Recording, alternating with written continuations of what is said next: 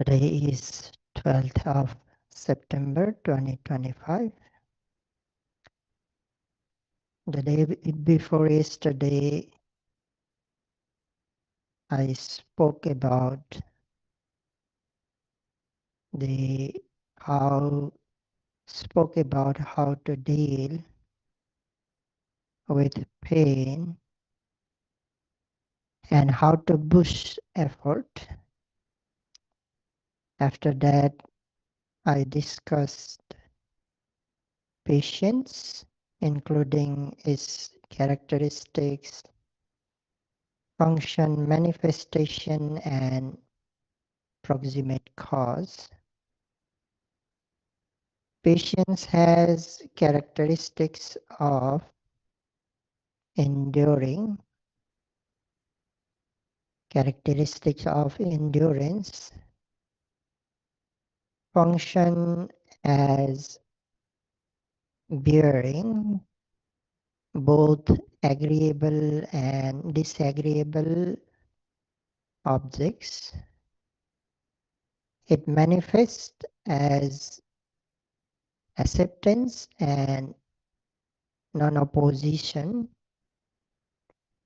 and the proximate cause of patience is seeing the things as they truly are in accordance with their nature.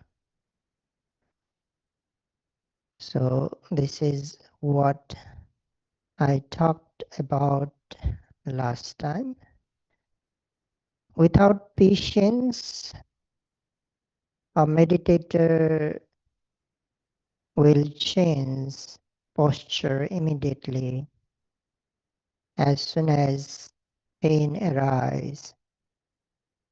They will keep shifting, moving, and adjusting the posture frequently, perhaps many times, even within an hour. As a result, they will not be able to develop concentration, and without concentration, there is no chance to arise wisdom. Without concentration, there is no wisdom. On the other hand, with patience, a meditator endure and bear the pain as long as he or she can by applying the effort and patience. As a meditator, one sit through the pain, a natural sense of confidence begins to grow, something like, oh, I can do this. I can do this. This confidence is a crucial inner mental power. This is a crucial inner mental power. The next time a similar pain, either at the same place or elsewhere, arises, a meditator face that pain with composed mind, something like, oh, I have been through this pain. So in this way, the more you sit through the pain, the more effort is uplifted, and the stronger patience and confidence become.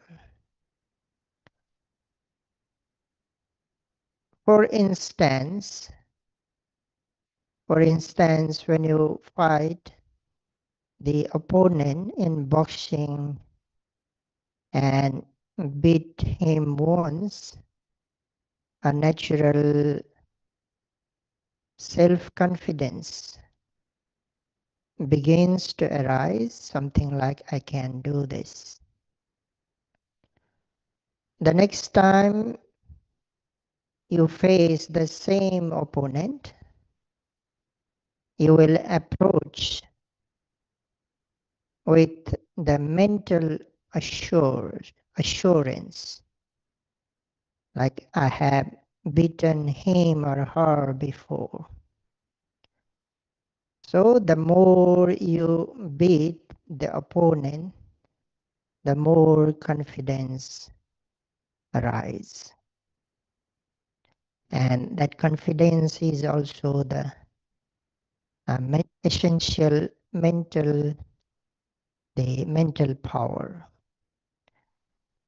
Later, you will reach a point where you can face unpleasant sensations like an experienced fighter facing an opponent and say, come on, I'm ready. With each challenge, you have overcome, your patience, determination, and confidence have grown. Unpleasant sensations are no longer something to fear or to avoid. They become opportunities to deepen your practice, and eventually they even become good friends because they help you grow and strengthen your mind and lead you towards the true insight. Patience is not only essential during meditation, it is equally important in everyday life. It is one of the fundamental qualities needed for a peaceful and happy life, whether in relationships, work, or facing challenges. Patience allows us to respond wisely rather than react impulsively. So impatience is the root cause of conflict or fighting between two people or two groups. When the second person cannot accept what the first person said or how they behaved, a reaction or a retaliation arises out of anger. And in response, the second person speaks and behaves badly, which again cannot be accepted by the first person. As a result, they begin to conflict and abuse each other. This leads to conflict or even a fight. When you lack patience, not only living beings, but non-living things can become cause for anger. For example, when the wind blows, if you cannot accept, you may get irritated and say, oh, why Why is it blowing now? When it rains, you might complain, oh, why is it raining now? You may even get angry at your meditation cushion, asking, oh, why does it feel so hard or so soft today? Even though it's the same cushion you always use. You may become annoyed with the sound of a clock ticking, saying, oh, why is this clock ticking so loudly today? Or you might even get frustrated with the time itself. Why is time moving so slowly today? It happens sometimes during the sitting meditation. So this shows how a mind without patience becomes sensitive and reactive to everything, turning ordinary situations into source of suffering. Your mind becomes highly reactive, especially when you face the ups and downs of worldly life. There are 8 worldly conditions that every human being must face. These are the gain and loss, fame and disrepute, praise and blame, pleasure and pain, or happiness and suffering. These 8 worldly conditions that every human being must face. Every human being must face. So these conditions are part of life, and without patience and wisdom, the mind easily becomes disturbed by them. So regarding this patience, here I would like to talk about a discourse named Punnovada. Punnovada means the discourse given to Venerable Punna. So that's why this discourse is called as Punnovada. At one time, the Buddha was staying near Savatthi in Zeta's Grove, Anathapindika's monastery. Then in the later afternoon, Venerable Punna come out of retreat and went to the Buddha.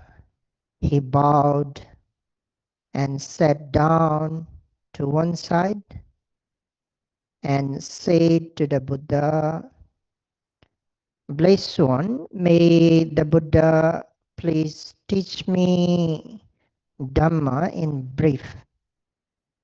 When I have heard it, I will live alone, withdrawn, diligent, keen, and resolute.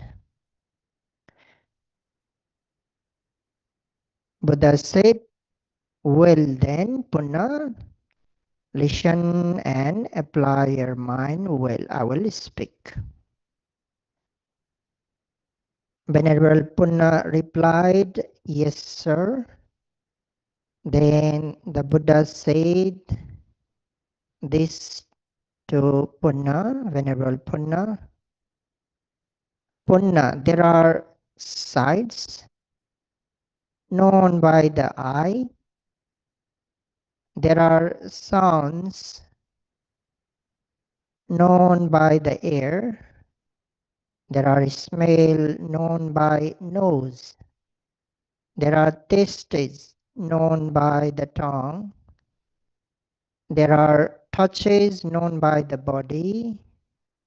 And there are ideas known by the mind, which are likable, desirable, agreeable, pleasing, and sensual arousing. If a monk or a meditator approves, welcomes, and keeps clinging to them, this gives rise to releasing or liking. And liking is the origin of suffering. So I summarize the discourse. I'm talking in brief.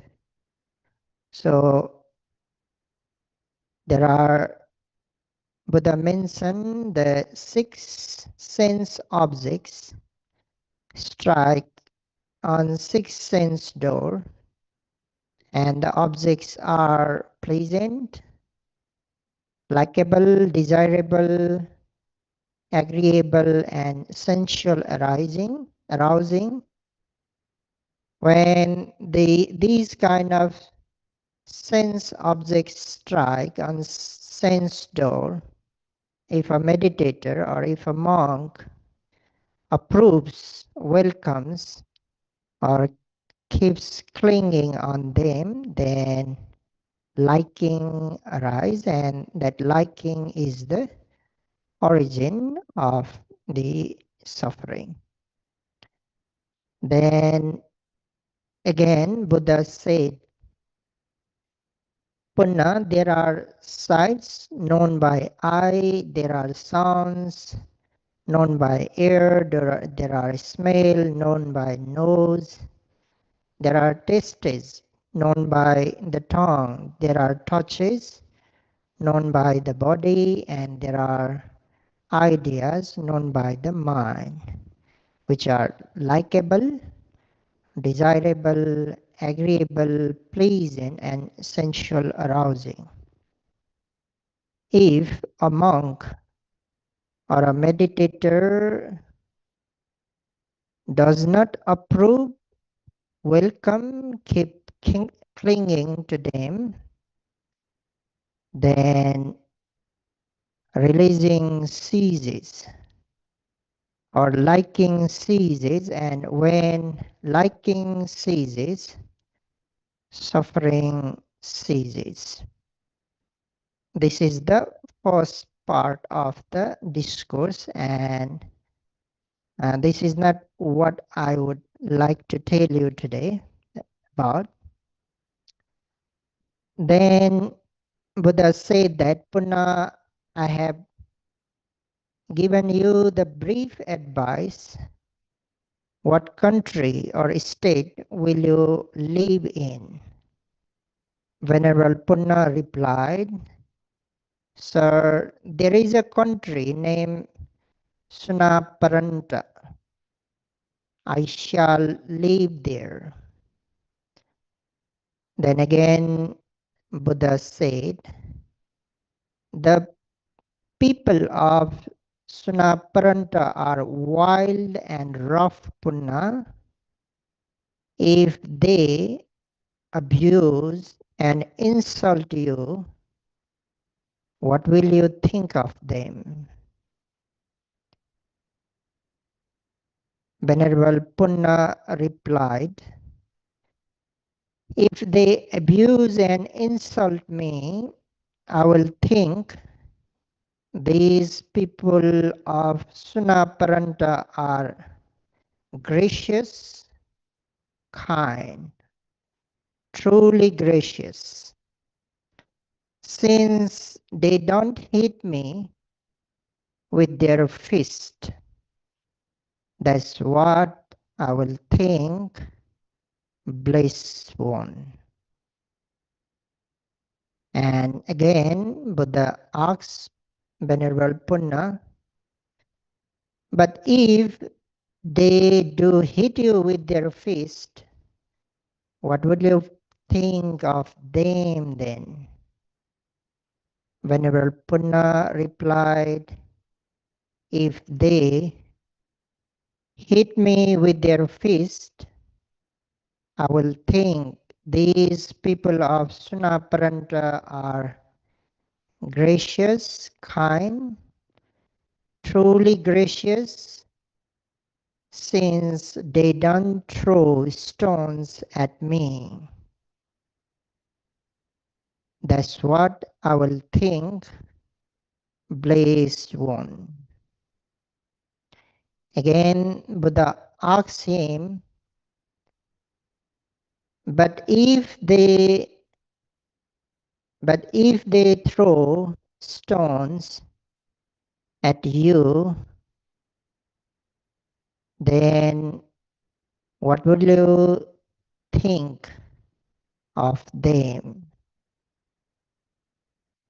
Again, Punna replied, if they throw stones at me, I will think these people of Sunaparanta are gracious, truly gracious, since they don't beat me with a club. Buddha asks again, but if they beat you with a club, what will you think of them?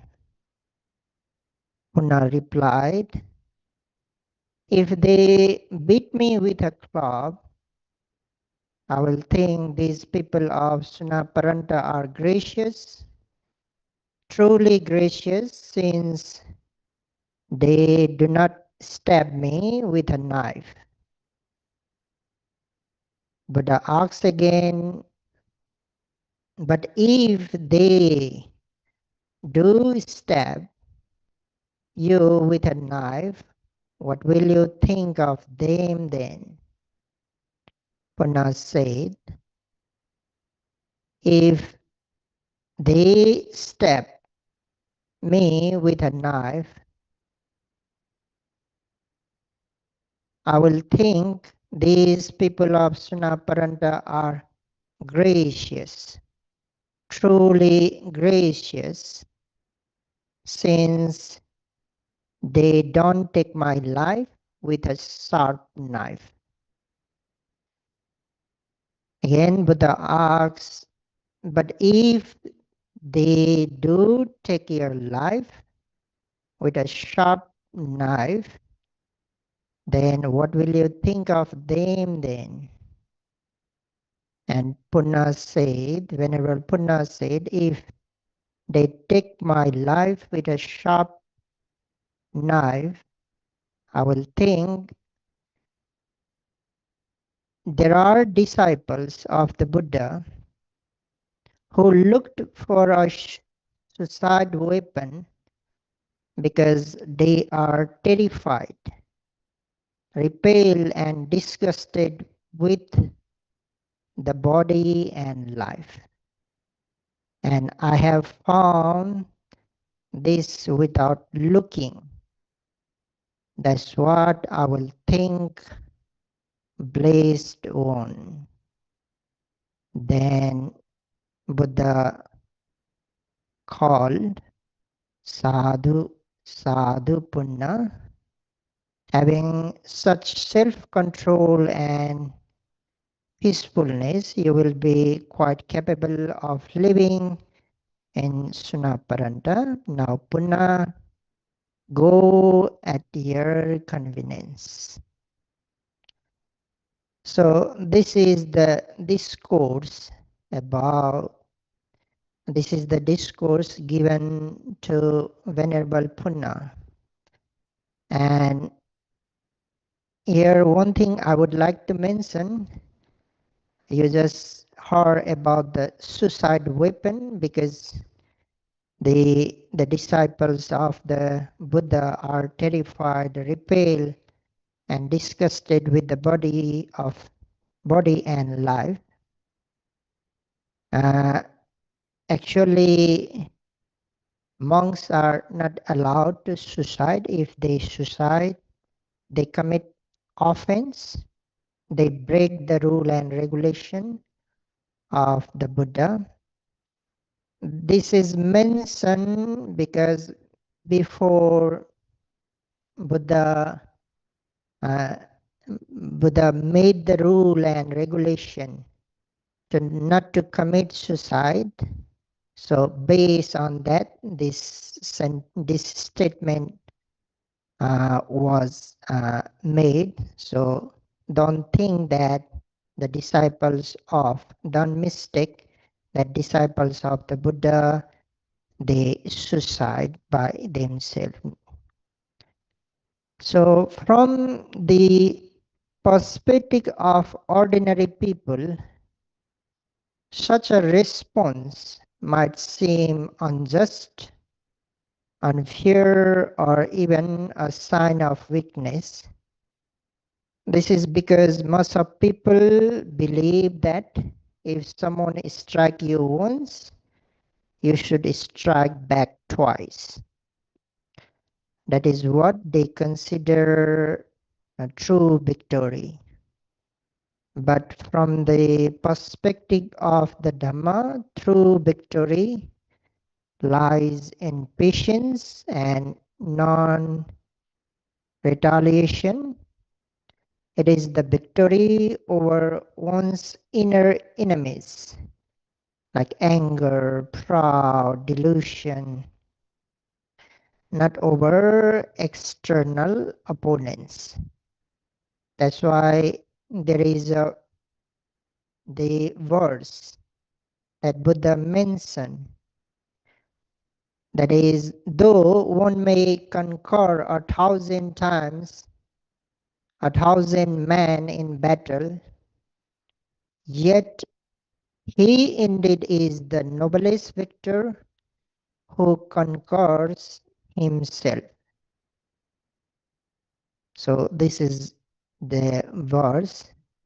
So from the Punnavada discourse, we can learn another important lesson, the value of positive thinking, or more precisely, we can say wise thinking.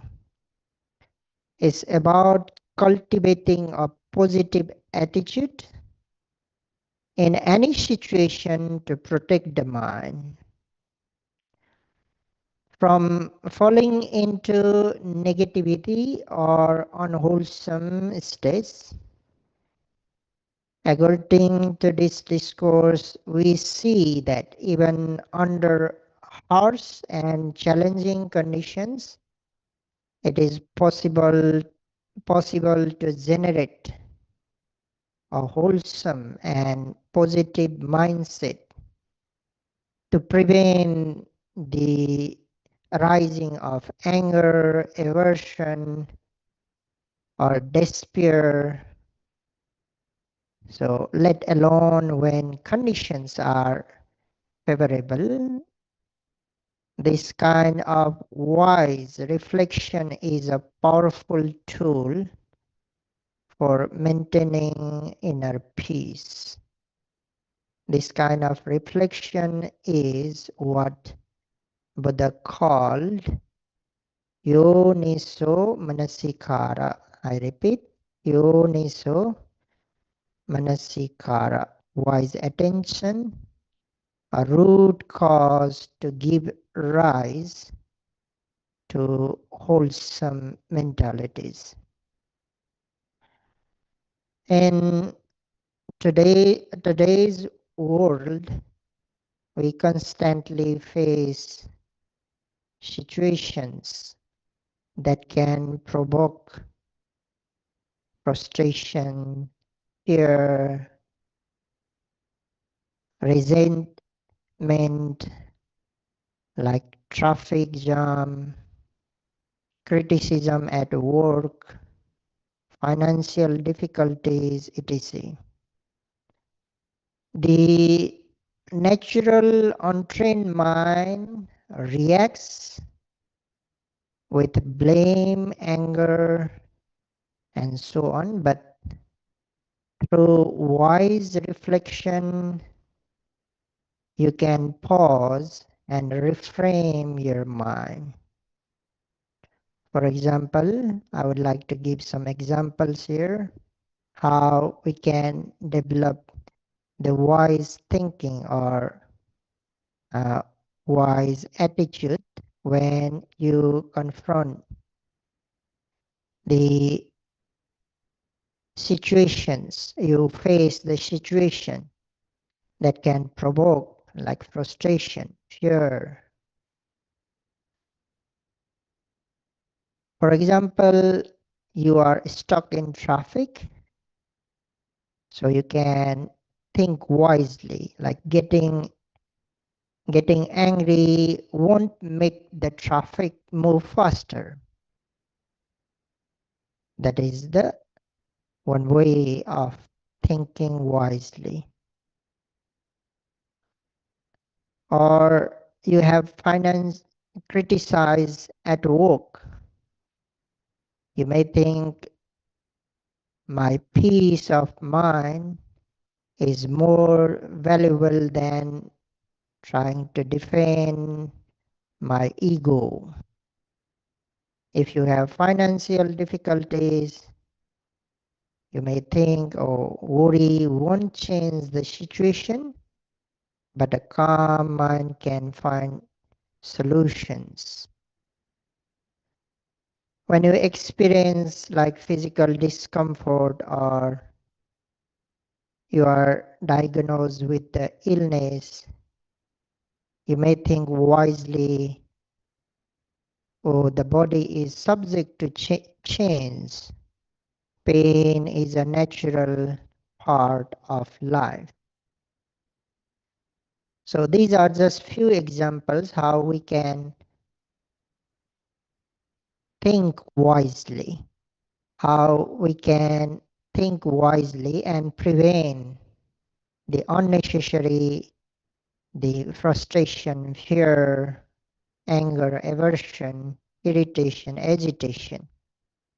So that's why Yoniso Manasikara, wise attention or the wise thinking, is a crucial mental factor to live happily, to live with peace. It is one of the mental power. There are two kinds of mental power, the reasoning power and developing power. We need both. Developing power means the mental power developed by practicing meditation. Now we are trying to develop the developing power, which is stronger than the reasoning power.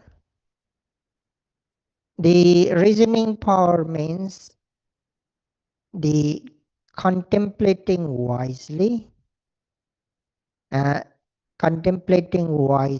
and also contemplating the suitability and which is suitable, which is beneficial, which is non-beneficial, which is not suitable. So thinking wisely. These are the two mental powers.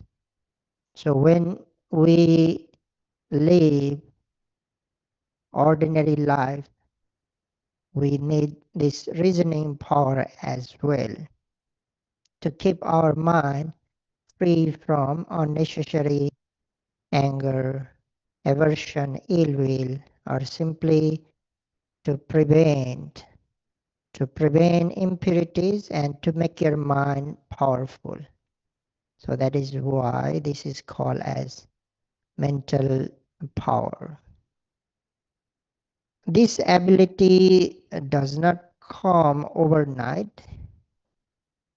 It's cultivated through like a regular meditation where you learn how to observe sensation and thoughts without reacting.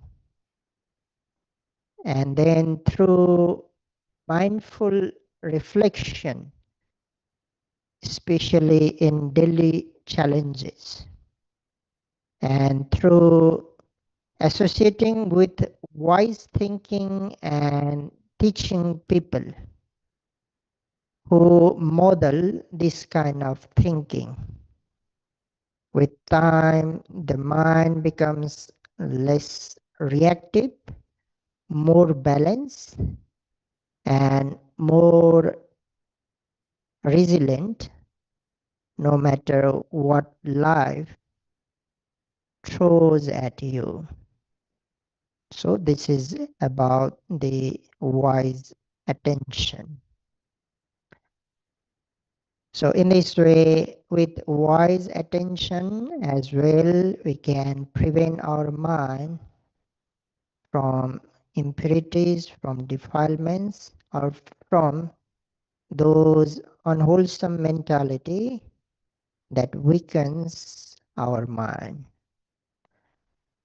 This is what we are talking under the topic of patience that needed in order to confront the pain or unpleasant sensation during the practice. And again, we are talking this patience,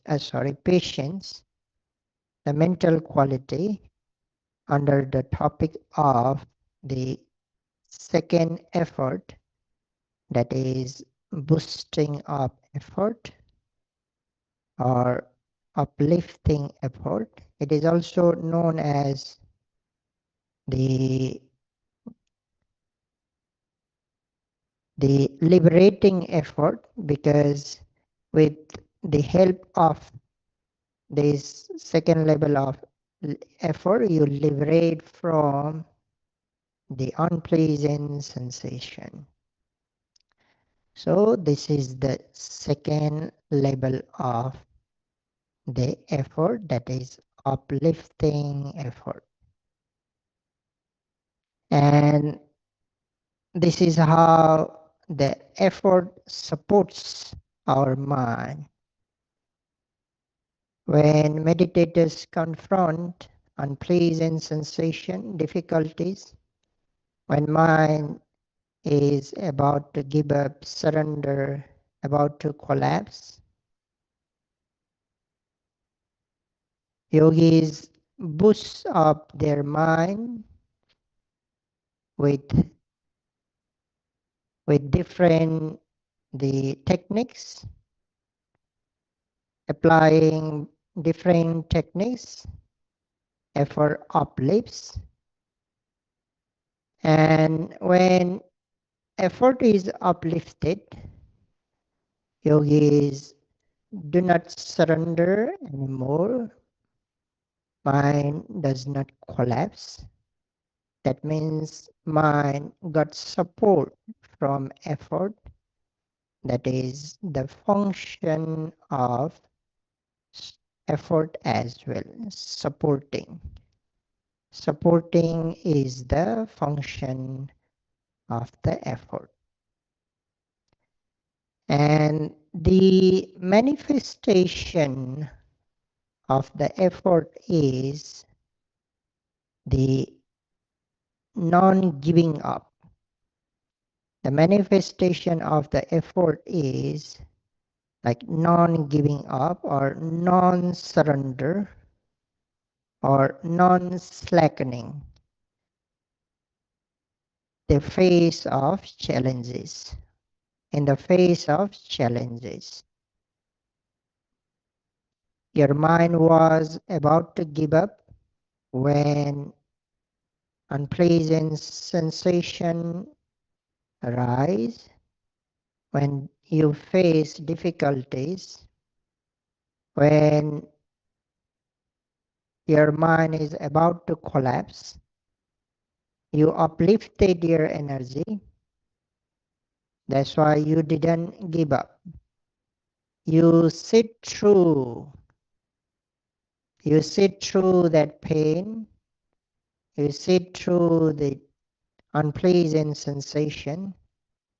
So non-slackening, non-giving up, non-surrender is the manifestation of the effort. And the proximate cause of the effort is the subjects of spiritual urgency. I mentioned the day before yesterday contemplation of death. Death is the subject of spiritual urgency. When you contemplate death, then the spiritual urgency begins to arise. Similarly, when you contemplate your body about the aging, then aging is also the subject of spiritual urgency. Sickness itself is the subject of spiritual urgency.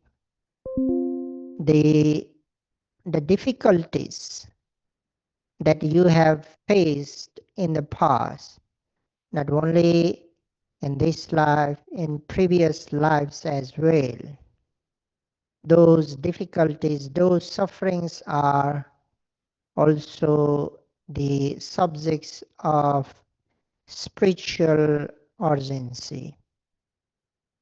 Even the future difficulties that you are going to face or that you may face in the future are also the subjects of spiritual urgency, or the present sufferings that you are facing are also the subjects of spiritual the urgency, and the lower existences, the four lower existences are also the subjects of spiritual urgency, because when you contemplate about the lower existences, the sense of urgency develops. So in this way, these all the subjects of spiritual urgency are the proximate cause to develop the effort. That means when you need to develop, when you need to give rise to effort, when you need to boost up your effort, then you may contemplate any of these, the subject of sense urgency or spiritual urgency. It could be the reborn or birth itself, aging, sickness, death, then the past difficulties or sufferings that you have already faced, the future difficulties that you may face, the present sufferings, and the four lower existences. So these subjects of spiritual urgency are the proximate cause to arise, to generate the effort. So in this way, the effort has the characteristics of enduring patience, I would like to review the effort has the characteristic of enduring patience. It has functions of suffering, non-giving up, non-surrender. Non-slackening is the manifestation of effort, and the subjects of spiritual urgencies are the proximate cause of effort. Now we need to talk about the third effort. The third effort is culminating effort, with which goal is reached. Overcoming unpleasant sensations, overcoming difficulties is yet to be sufficient to reach the goal. Our goal is not only to overcome difficulties, not only overcome the unpleasant sensations. We have our own goal yet to reach. So we still need effort that will lead to reach our goal, and that is culminating effort. And this culminating effort will not give up on halfway. It will lead you until your goal. So that is culminating energy. So to understand about this three level of the effort, you can compare with the launching the rocket. Launching the rocket. So to launch rocket, hot gases are needed. So the hot gases to launch or to depart the rocket from its original place is like a launching effort. Yogis left behind the home. You departed the home and came to the meditation center. So to depart from home to meditation center, effort is needed. And again, from the mind, which mostly indulges in the sense object, or the mind stream, which is polluted, which is defiled, which is impure, from that situation to launch the mind towards the purification. So initial effort is needed, and our launching effort is needed. So launching in effort is like a hot gases needed to depart the rocket from its origin. When our rocket is on the launch pad, is at zero velocity.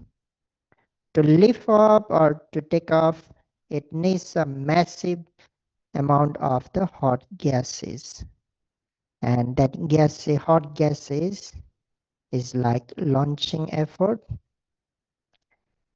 Again, hot gases needed to push through Earth's gravity and atmospheric density. Uplifting effort is needed to go through the unpleasant sensation, to difficulties, to liberate the mind from laziness, the second level of effort is needed. And the culminating effort, like hot gas, is needed to go beyond the gravity and enter the stable orbit or final destination.